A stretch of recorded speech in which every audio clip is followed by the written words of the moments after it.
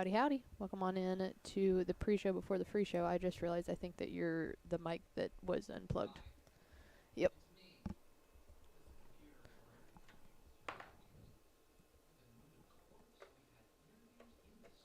No one can hear you.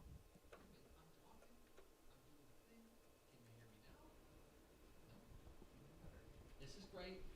Everything's great. And what you're missing right now is like the best stuff ever. It's really This is not. like, can they hear me now? Yeah. Okay, I can quit BSing. Hello, everybody. Welcome into the pre-show for the free show. I'm Greg. That's Ashley. Pickle. Mm-hmm. I don't mean to ask you a personal question, but I'm going to ask you a personal question.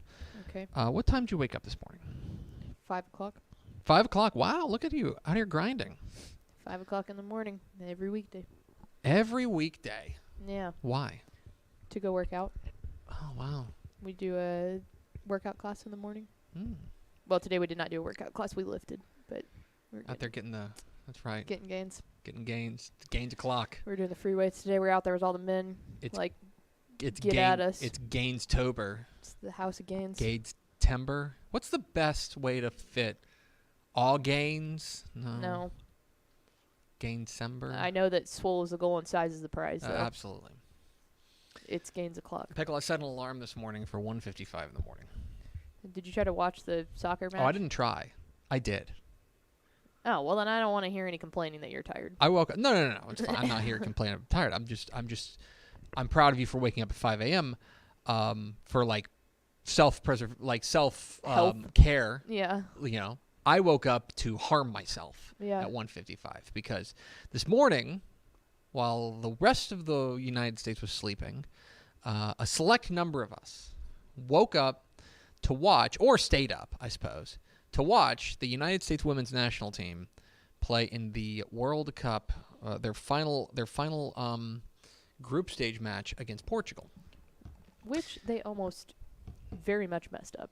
So, woke up feeling good. United States #1 team in the world. Portugal 21st ranked team in the world. Mm-hmm. This should be an easy win. The question was going to be, really going to the match was like, what happens as far as goal differential is concerned with the Netherlands? Because the Netherlands is the other team. Now, here's the thing. Let's start with this. The Netherlands beat Vietnam 7-0. And, like, so the United States was never going to win lopsided enough to win the group. Mm-hmm. The group was already lost. Right. However, allow me, your intrepid reporter, to let you know that I woke up to watch the United States women's national team play like absolute butt for 90 minutes. And almost get bounced out of the group round. Maybe the worst I've ever seen them play. Yeah, it was pretty bad. I saw highlights. It was not good. The highlights don't do it justice. No. I got to be honest, because I saw the highlights those are the good parts of the. Because I saw the highlights. I mean, they looked like they couldn't complete the pass. They looked awful. Now, I wonder if the timing had something to do with it. I don't care. Yeah. You've been in Australia for 2 weeks now. 3 weeks maybe. That's like fair. The timing, you should be used to it. The manager, there's going to be a lot of ire drawn. Now, to be clear, it did advance out of the group stage. They finished second because they drew with Portugal. Scoreless draw. Mm-hmm. Vlatko Andonovski is the manager of the United States women's national team. And allow me to go on record and say that Vlatko Andonovski sucks. This guy, holy cow, he has inherited a Ferrari, okay? Mm-hmm. He has inherited a team that is the deepest team in the tournament. That's not really up for debate. They're the deepest team in the tournament. They have world-class players at every position, maybe with the exception, they have at least a couple midfielders, but maybe they've got to throw out a midfielder who's not world-class. And yet, this guy finds a way to put in what feels like no discernible offensive strategy and just kind of like a vibes-based like substitution policy. You've got 5 subs with the deepest team in the world. Use them in a way that is going to actually benefit your team. There were no subs coming out of half, which was crazy. Then they finally have a sub in the 60th minute, and it's Megan Rapinoe. Now, I want to be very clear about this. Megan Rapinoe is a United States women's national team legend. Mm-hmm. Absolutely. Nobody can take that away from her. Megan Rapinoe is also, and I mean this with all sorts of love, old. Okay? Yeah. This is her last World Cup. This is probably her last night might have been her last cap for the United States. She's older than me, Pickle. Yeah, I mean, she's 38. She's got household arguments about how long they can outlast each other, Correct. Considering that she's married with her to Sue. And Sue. Text Football Today's on. She is not the spark. I understand what they're. No. I think what he was going for is like, we're going to get a veteran out there, like the leader. We need a leader. Yeah. She's not the answer. No. Like there was a real argument going into the tournament that she shouldn't have been on the squad, but she is, and I get it. I'm not mad at her. No. But that's a lot of space to cover at that age. You've got Trinity Rodman out there. Like you've got Trinity Rodman. You've got all these young stars, and you're throwing Megan Rapinoe out there, and like. It was a disaster of a performance. And now look, because they farted around and only beat Vietnam 3-0, because they farted around and played 60 of the 90 minutes against the Netherlands like butt. They lost the group, and now they're going to play Sweden probably in the knockout rounds. And you know what? They play like that, they're going to get beat. The manager is a problem. The team, I don't believe the team forgot how to be good at soccer. Like, I don't believe that. But, like, something's wrong. And there were a number of people who I thought played terrible last night. I do not. My girl, you know I'm a Rose Lavelle stan. Mm-hmm. Rose is my girl. She did not play well last night, and she's going to miss the next match because she got her second yellow card. It's all bad, Pickle. It's all bad. We used to be a proper country. Yeah. We used to be a proper country, and I woke up to watch that garbage. So I'm mad and a little tired. Anyway, there's your World Cup report. They play Sunday morning at like 3 a.m., 4 a.m., God's time zone. And we'll see. It'll probably be Sweden, and it may not go well. Yeah, Sweden's going to be tough. Sweden's like third in the world. Sweden's going to be tough. Sweden's going to be the best team they've played in the tournament by a pretty by a considerable margin. substantial Like the Netherlands is second. Yeah, and they're still, 15th maybe? Yeah. Sweden? Yeah. Or are they a little bit higher? No, not Sweden. The Netherlands. I think they're like 10th. 10th, yeah. Like I was going to say, like, no, this is like a substantial improvement, especially when the only team that you've actually beaten is Vietnam. Right. Not ideal. Bad times, folks. Go United States. Hit the theme expo. Pickle! Hit the air sign.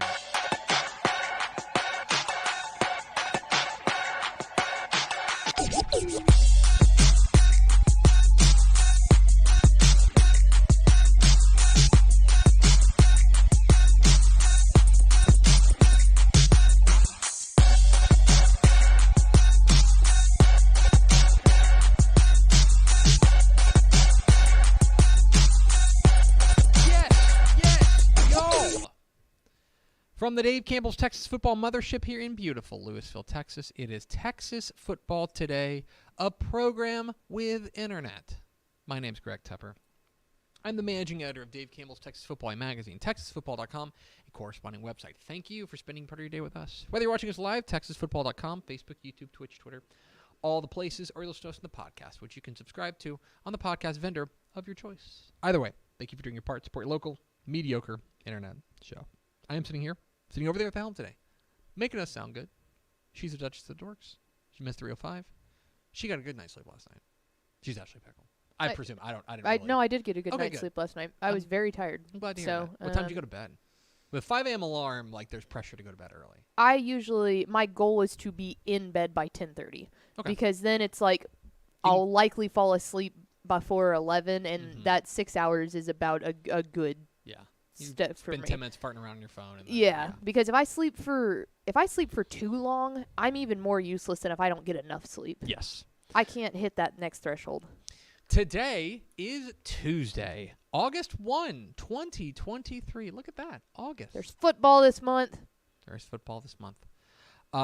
It is 116 days till Thanksgiving, 114 days till Thanksgiving. Happy birthday to your friend, Jason Momoa. I don't know who that is. That's not my friend. He was Aquaman. Oh, okay. He was big, ripped guy. I would not have known. Also, happy heavenly birthday to Coolio.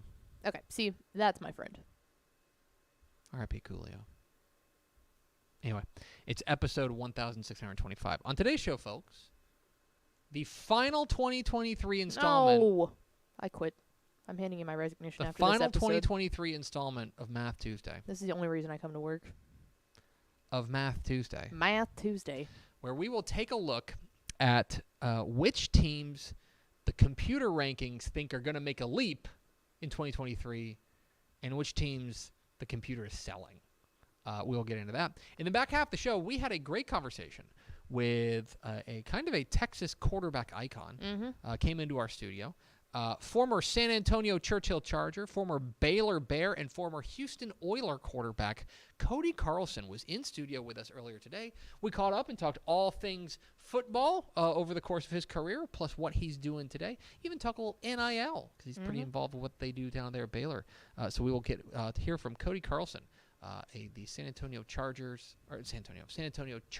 Chargers, and Baylor Bear and Houston Oiler quarterback coming up here at the back half of the program. Do we have first four through the door? We sure do. It was Ace, Tony Blaylock, Zill0678, and Ryan Smiga. Welcome in, friends. Welcome in, friends. We thank you for spending a little bit of your day with us. Pickle, the off-season is crawling to a close. It's been a long off-season. We've missed football.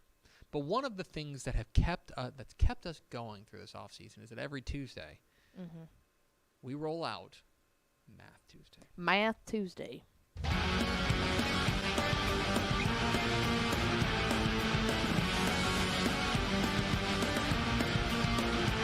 Math Tuesday. It's Math Tuesday here on Texas Football Today, the final installment for 2023.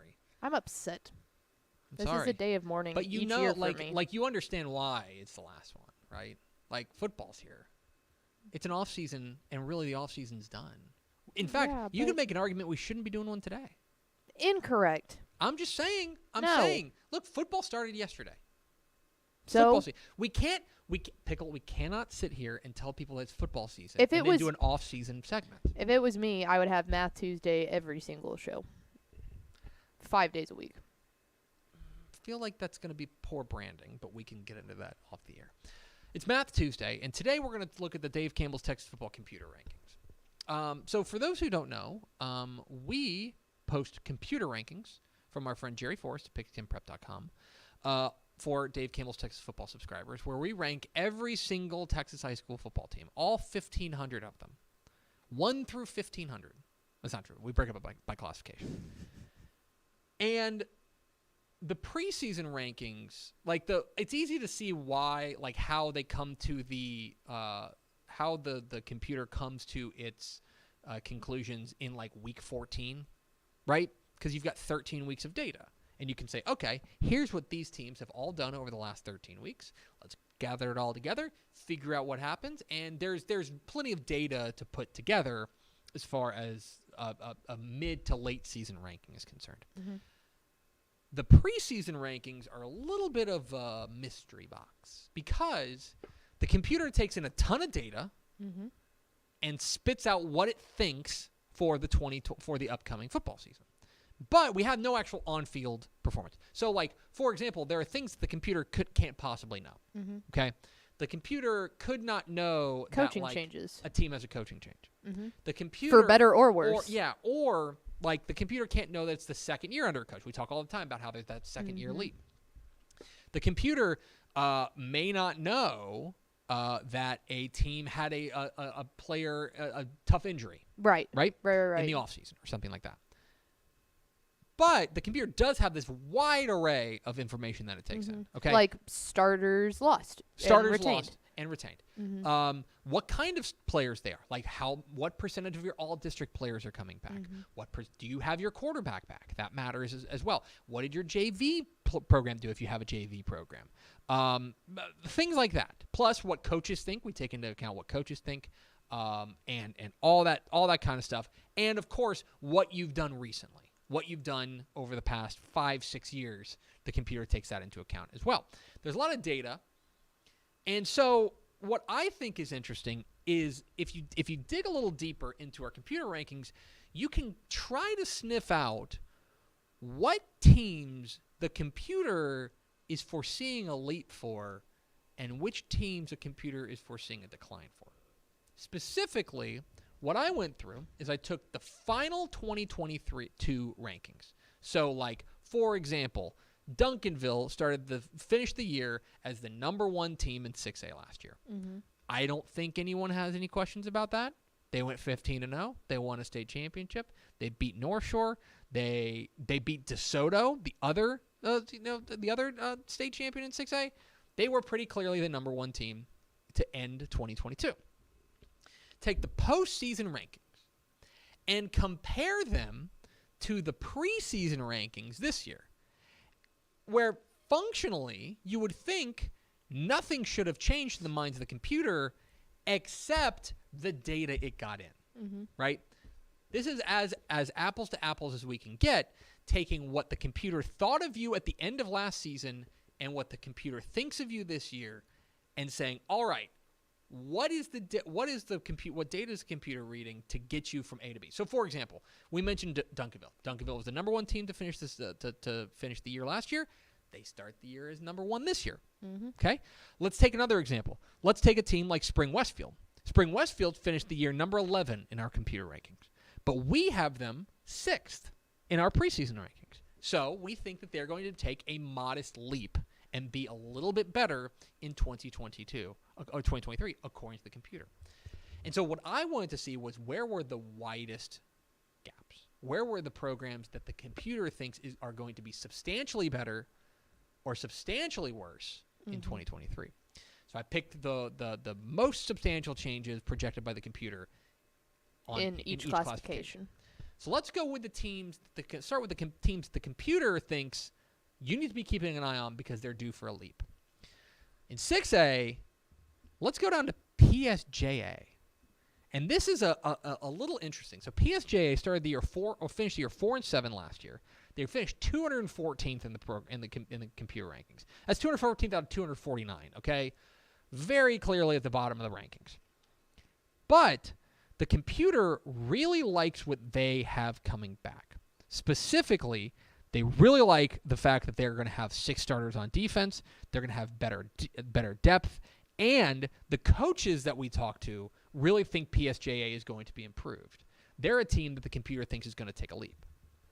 Another team, and this is a little bit harder to parse, but the computer is a big believer in San Antonio Piper. So the Warriors are entering their second year as a varsity program, and their first year as a varsity program went, I would say, about par for the course. They went 2-8, 2-4 in district play. But what the computer likes is they bring back every letterman, every starter, and the coaches that we have talked to have all sniffed out and said, hey, keep an eye on San Antonio Piper. This is going to be a team that is going to be a year older, and they're going to be better. The coaches tell us that Piper is going to be better, and the computer tends to agree. This next one's really interesting. The computer loves Houston Yates. They love the Lions this year. They finished 77th last year after finishing 5-6. The computer thinks they are going to be really good this year, up to just outside the top 25, 26. And that's just massive. That's a big leap. Especially because, all due respect to going from 214 to 134, that's a massive summation. Yes. But when you start looking at a program that's jumping from 77 into what is close to making our rankings that would be in the rankings, well, close to it, in 4A. Yeah. Pickle, there's only 99 teams in 4A Division 1. So I want you to think about that. They're moving from functionally the 4th quartile to the first quartile. Damn near the top quartile. Yeah. And what the computer likes is guys like Jaquan Brandon coming back. They bring back 6 starters on each side of the ball, and they're going to be good up front with guys like Jordan Andrews. This is a team that the computer is sniffing out and saying, watch out for the Lions. Same goes to stick kind of in major metro areas. Dallas Madison is a team that the computer is sounding alarms for. The computer loves what Dallas Madison brings back. Again, despite going 5-6, but they bring back 8 starters on offense, 6 starters on defense, and the offensive line and the secondary are going to be very good. They bring back a lot of their key playmakers from last year's team. They think they're going to be a lot better moving from 83 to 48. I think part of it is also I think the computer thinks they underachieved last year. So that's another thing to keep an eye on. In 2A, this one kind of caught me by surprise. Wheeler. So Wheeler is a team that we haven't talked a ton about. Part of it is they went 1-9 last year. The Mustangs had a tough 2023. However, I want you to think about this. For a 2A team, 2A Division 2, they bring back every starter. 22 out of 22. Wow. They only lose 3 lettermen from last year's team. So, yes, they took their lumps. But this is a team that the computer thinks all of the factors are in play for them to make an improvement. Plus, well, and that's huge. One thing to bring back all your starters like that, but to only lose 3 lettermen in total, that means you're bringing back your backups as well. Yes, they're bringing back back now, depth. 2A, there's not that many backups, but the guys that you need to be there in case of injury, they've got experience. If you have, I want you to think about this. They have 20 lettermen returning from last year's team. Albany has 11. Wow. Okay? Like, Wellington has 16. So, like... And those are the upper echelon. Those are upper crust teams. Yeah. So, as far as the experience is concerned, they're going to have plenty of experience, and the computer thinks that's going to manifest itself into a decent-sized leap. And the 1A ranks, this is a team that I kind of sounded the alarm on our 1A preview podcast. I think Nueces Canyon can be better. They're 2-8 from last year's team, but they bring back a lot of their core from last year's team, and one of the things that they really struggled with is that they were bit by injuries. And so when we talk with coaches, this is a big thing for coaches. Nueces Canyon was a team that the coaches sounded the alarm on. Nueces Canyon was really beat up last year. And coaches are telling us that last year's 2-8 mark is a product of them being beat up than it is for them being like bad. So the computer thinks they're going to take a leap. So those are the programs: PSJ, San Antonio Piper, Houston Yates, Dallas Madison, Wheeler, and Nueces Canyon, that the computer thinks is going to fall back to earth. Or I'm sorry, going to take a leap. Now, let's go to the other side of this. And this is the computer. This is the teams that the computer is not quite buying in on. One of them in the 6A ranks is Katy Morton Ranch. Okay? The computer looks at what they did last year. They went 7-4, a playoff team, but they got hammered by graduation, okay? Hammered by graduation. Just 3 starters back on each side of the ball. And where they lost their players. They lose an FBS quarterback in Josh Johnson. Mm-hmm. They lose a Division II running back in Santana Scott. They lose another FBS offensive lineman in Zach Session. The guys they lose were key components, and the computer's sniffing that out. The computer is not buying in on another big year for the Mavericks. 5A, Frisco Independence. Frisco Independence had pretty good year last year. They went, I believe, to the third round, made the playoffs, 8-3, but they got. You want to talk about maybe the heaviest graduation losses of anyone in Texas? Mm-hmm. Pickle, last year they had 55 lettermen, okay? They had 55 lettermen last year. I want you to guess how many they have coming back. Out of 55 lettermen from 2022. 50. I mean, how many they have coming back? Yes. 5. 7. 7 out of 55. I went to a Frisco Independence game this past year, and yeah, I mean that senior class was unbelievable. They were really, great senior really class, good. But they were clobbered by graduation. Yeah, that's crazy. So well, it's because it's a new school. Yeah, it's so still, this it's has still got a relatively newish school. Yeah. So was that the first graduating class of that school? What a good question. Or no. This would be like the second or third. Okay. Class. But like this was the best. That's like graduating full. class. Yeah, that's full cycle. Think about it being the third graduating class. That means that these kids were in the program from their sophomore year on, and are really one of the first established absolutely classes to go through an entire program. Computer is not buying in on independence. The same thing goes, and this surprised me because I'm actually kind of a fan of this team, but the computer is warning me off of Brazosport. Okay, this is a team that won a playoff game last year at 6-6. They were a team that brings back a decent amount, but the computer's not buying it. Part of it is that I think the computer thinks that they kind of overachieved last year. Yep. And they won a decent amount of close games, and so the computer thinks there's going to be a little bit of a regression there. The other thing is that when you take a look at what they lose Darius Roberson, who was really the heartbeat of that defense. They lose Randon Fontenette, who's going to TCU. They are going to be a team that they think is going to take a little bit of a step back this year. Is Brazosport? In fact, we have them missing the playoffs. I don't know if I necessarily agree with that, but that's something to keep an eye on.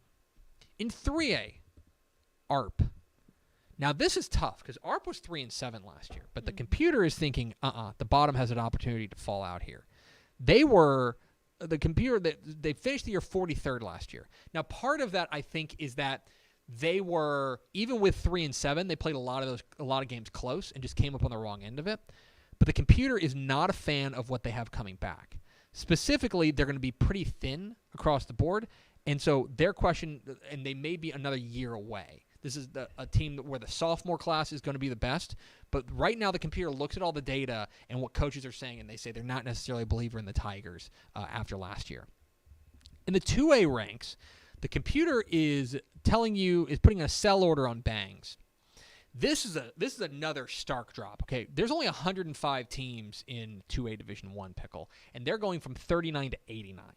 Now they were 7-5 last year. They won a playoff game. Bangs was a decent team last year, but the computer does not believe in them for 2023. Now, why is that? I think it's a few different reasons. One of them is that this team is going to be relatively smallish, And this is a team that I think the district is going to be a lot better. They're in a district with Toller, Coleman, San Saba, Hamilton, DeLeon. This is going to be, and so you took a look at those teams. Those are going to be some of the very best teams in the region. And they're just going to be smaller and a little bit inexperienced. They only bring back 9 starters from last year's team. They lose what was really the heartbeat of their team and their running back, Guy Powell, who was, I want to say, maybe like an honorable mention All-State kid. Bangs is the computer's putting a sell order on them. And then in the 1A ranks, the computer wants you to sell on Spur. This one's easy to explain. Okay, they were 7-4 last year, had a nice run, made the playoffs, lost in the first round, a very close one to Spring Lake Earth that I think they want to do over with. The problem is they bring back 1 starter. Not ideal. They only had 10 lettermen last year. They've only got 4 of them back. Yeah. This is a team that is going to be very, very, very, very young, and the computer thinks that a repeat of last year is unlikely. So there you have it. A look at what the computer is thinking as far as which teams could make a leap in 2023 and which teams may falter a little bit in 2023 from what they achieved in 2022. And that is the final 2023 installment of Math Tuesday. Math Tuesday. Do you want to run the intro again?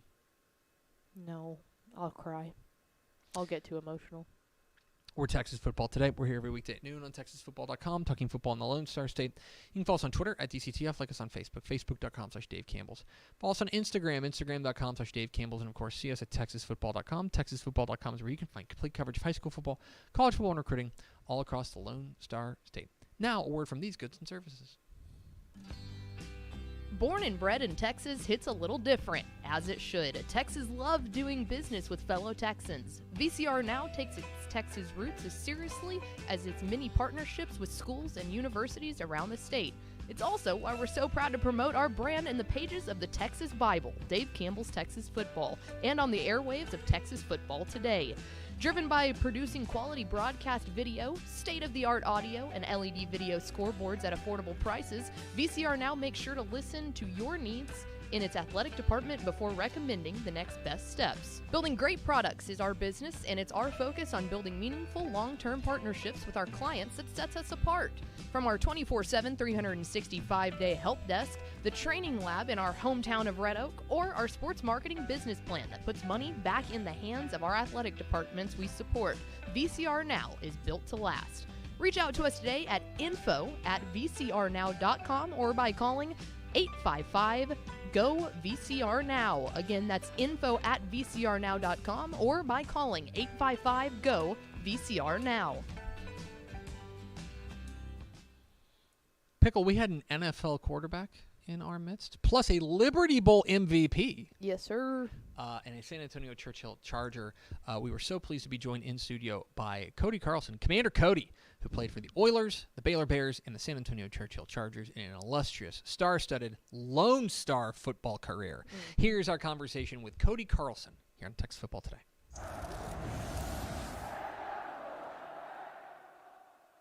Here at Dave Campbell's Texas Football, it's the off-season, but that just gives us an opportunity to talk to some of the legends of the game from around the Lone Star State, and we are pleased to be joined in studio by former Houston Oilers quarterback, former Baylor quarterback, and former San Antonio Churchill quarterback, Cody Carlson. Commander Cody, it's good to see you. Thank you, Greg. It's good to be here.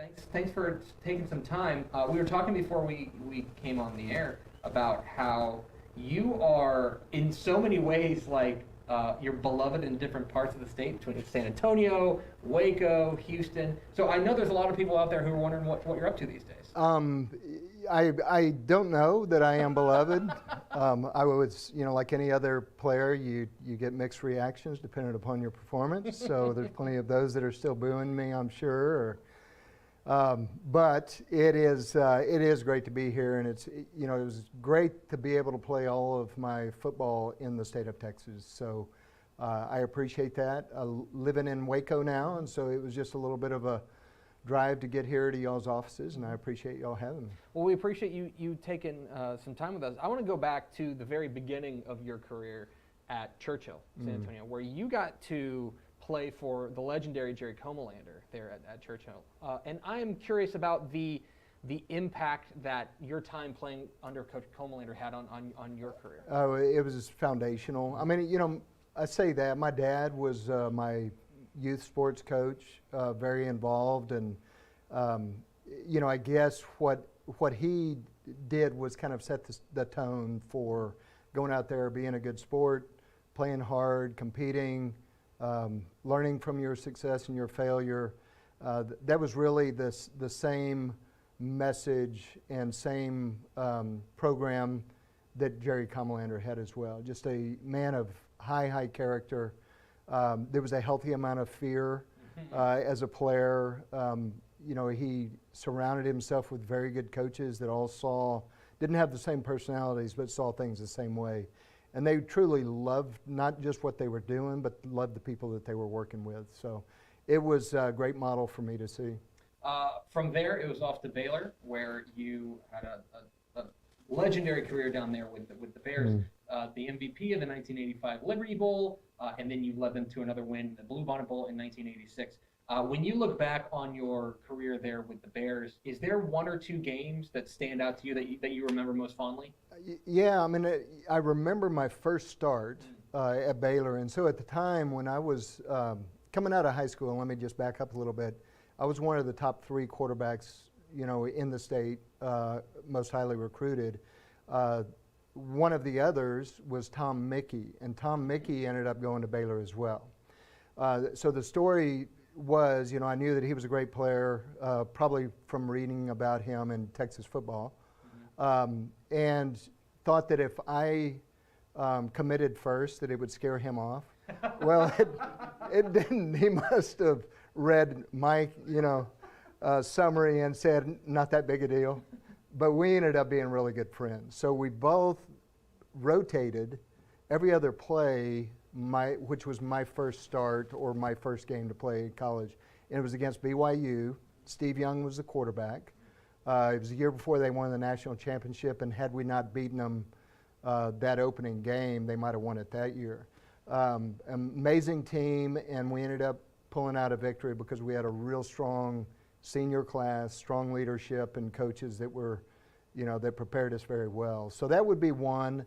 You know, we had some great games. We beat USC when they were the number 3 team in the country out in the Coliseum, so that was a big deal as well. And then LSU and the Liberty Bowl that you mentioned. Yeah, you know, you were the MVP of the Liberty Bowl in 1985, but it was Ray Berry who is the MVP of the Bluebonnet Bowl.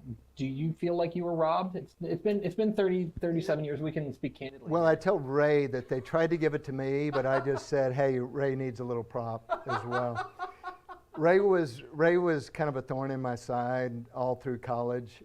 He was my suite mate for the first couple of years, and you know, we did things a little bit differently. But I mean, the beauty of the coaching staff modeling community for us is that we learned to get along really well. People from different backgrounds, different cultures, different races, coming together and pulling in the same direction. And it was just a joy to be out there. Yeah, Baylor was special there in the Grant Taft era there in the 80s. From there, it was on to the NFL, where you played for the Houston Oilers, and you were in the same quarterback room as Warren Moon, you know, one of the all-time greats. I just have, because I'm a Warren Moon fan, I just have to ask what it was like just being in the same quarterback room with a guy like that. I mean, sitting in the quarterback room, I felt like I belonged. It's when we stepped out on the field and I watched him throw, I was like, you know, they missed something here. Maybe, is there a minor league? Or he was amazing. I mean, one of the most talented pure passers in the history of the game, probably. Very smart, very composed, had a, you know, tremendous career, Hall of Fame career. So it was, you know, we all want to play. We love the game, and we want to not just go out there and practice, even though I don't remember a day where I didn't want to go to practice, maybe during my rookie year when we were in 2-a-days for 8 straight weeks. But I just love the game. But it was pretty hard to foresee or to see an opportunity there in Houston because Warren was just such a, special player. But you did get that opportunity, 1992. Yeah. Probably the season you're most known for down there in Houston. Warren Moon goes down with an injury. You step in and kind of that's when you kind of become Commander Cody then. I'm interested. I want to go back to that game against Minnesota where he fractures his shoulder. Do you remember like what you were thinking in that moment? Man, you're always try to stay prepared and envision, and stay, keyed into the game and try to read it from the sidelines the same way that you're seeing it on the field, or maybe even with more clarity. But whenever that happens, like whenever it's just all of a sudden you're in the game and you hadn't had the same preparation and warm-ups and know that you're starting and game plan it that way for the whole week, it's just, boy, you're thrown out there and you either perform or not. And so, preparation certainly is a big part of it, but also just being able to handle your nerves and anxiety in the pressure is pretty big part of it as well. I know you're still a football fan of watching the game. I'm interested from your perspective as a guy who played high school to college, the pro level, how you've seen the game change maybe since you were taking. It's changed dramatically. It's so much more sophisticated at every level. I mean, even from the high school level, they're probably doing a lot of the things that we did with the Oilers. With the spread offenses, run and shoot was the moniker for that type of offense, and they do a lot of the same route trees. But the game has changed. I mean, just the skills development, 7-on-7 ball in the off season, specialized coaching, lessons, that sort of thing. You're seeing much more prepared, physically, much more prepared athletes. On the mental side of it, I mean, that comes at a cost, right? The game is, certainly there's potentially more pressure. There's more, there's more money in the game, particularly with I would say the specialized coaching. And so, emotionally you wonder if you have the same leverage as a coaching staff in high school that you once did. Now, I think those high school coaches are amazing, right? They're still the dominant influence in a lot of those players' lives. And so fortunately we have men that want to get into the game because they love the game, but they love the pupils as well. But I do think that, the game has just changed. It's almost hard to compare it in some ways. And then we were talking before we came on about all the things you're doing down there in Waco, involved with kind of growing the business community down there in Waco. Another thing you're involved in is you are pretty integral in kind of what's going on with Baylor as far as the NIL is concerned. We were talking about just the moving target that it's been for you guys. I'm interested in your perspective on what the landscape of NIL looks like right now. Yeah. Going forward, since you have such a hands-on approach with it. Well, it is very fluid. It's certainly, people compare it to a lot of things, the Wild Wild West, or it's hard to really pinpoint what the issues are with it. I mean, it didn't happen quickly. It started years ago with players. Even I remember Northwestern football team wanting to unionize, and the value proposition that they propose to the university is that they're their marketing arm. And certainly they spend a lot of time refining that craft that pays dividends on the field. And so there needed to be opportunity. But the fact that it happened kind of all of a sudden when there wasn't a regulatory environment around it makes it very disparate and is not, it doesn't create parity and fairness of play. So where it's going in the end, I think they'll get their hands around it, but it is really important to universities to be able to engage their alumni, engage the marketplace for this kind of opportunity for their student athletes. And it's different all across the board. There's some people that are stretching the limits, and we'll see what happens there. There are some that are very, very cautious, and at Baylor was very slow to react for probably good reasons. But at the same time, it's priority for every school to have some answer to recruits when they're talking about what are my opportunities to. So the group that I work with kind of handles that, as you said, and we kind of viewed that since we are a support for small business, that there's 500 student athletes that have their own business now. And so we're big in the education space, and then also trying to match make as well. And finally, you mentioned earlier about how, you got to be prepared to go out there and play whenever you have an opportunity. You're still in great shape. If you get your number called right now, do you think you can? I think you can probably still sling it a little bit. Well, I've been practicing. Okay. Yeah, because I'm throwing out the first pitch in a Little League game this week. Oh, wow. And I hadn't thrown anything except for my food in, years. And so I'm not sure. We'll see how it goes. We'll find out. Cody Carlson, Commander Cody, of Churchill High School, Baylor, and the Houston Oilers. Cody, appreciate your time, my friend. Yeah, thank you, Greg. It was enjoyable. There he is, Cody Carlson, Commander Cody, former Baylor quarterback, former Houston Oilers quarterback. Appreciate his time coming in studio and hanging out with us dorks and spending a little bit of time with us, doing big things down there in Waco these days. And always good to hear from a Texas high school football Hall of Famer like him. So Correct. Appreciate Cody Carlson hopping on with us. Let's go over to Ashley Pickle for America's second favorite segment. Final thoughts. Andrew Christensen had the best idea of all time. Whoa, okay. Point blank. Okay. We should use the Math Tuesday intro music for a Tuesdays intro. Can you imagine Craig Way coming onto the show with that music and explosions? Do you want me to make a? Maybe we should put some doves behind him. Do you want me to make a Tuesday with Craig Way intro? Oh, 110%. But it has to have that music. Can it be? I don't know if I can find that exact that music, but That's fair. Can I find similar music? Yeah, we need same vibe. Explosions of Craig Way's face and doves and same vibe. Exploding car in the background, Yeah, like a I can cool do that. action movie. Yeah, same vibe. We need to get a slow-mo hero shot of Craig walking, and then there's just the state of Texas on fire behind him. Yeah, That'd be see awesome. what I can do. Wait, you give me a project now. Yes. But I'm not going to work on that for the next 4 days because I'm going to the beach, taking the boys to the beach. My rad minivan is in the parking lot. Let's roll. That's right. So we're off for the next 3 days. We will be back on Monday. Pickle is going to Houston because she's going on vacation too. Houston. Far from vacation, but I am not going to be in this office, So which is vacation in and of itself. we will be back on Monday. That's going to do it for us. Thanks for spending a little bit of your day with us. Follow us on Twitter at DCTF. Like us on Facebook. Facebook.com/Dave Campbell's. Follow us on Instagram, Instagram.com/Dave Campbell's. And, of course, see us at TexasFootball.com. Thanks again to Commander Cody Carlson for being our guest. For Ashley Pickle, I'm Greg Tepper. Vince Young, please give me your Player of the Year trophy. We will see you Monday on Texas Football Today.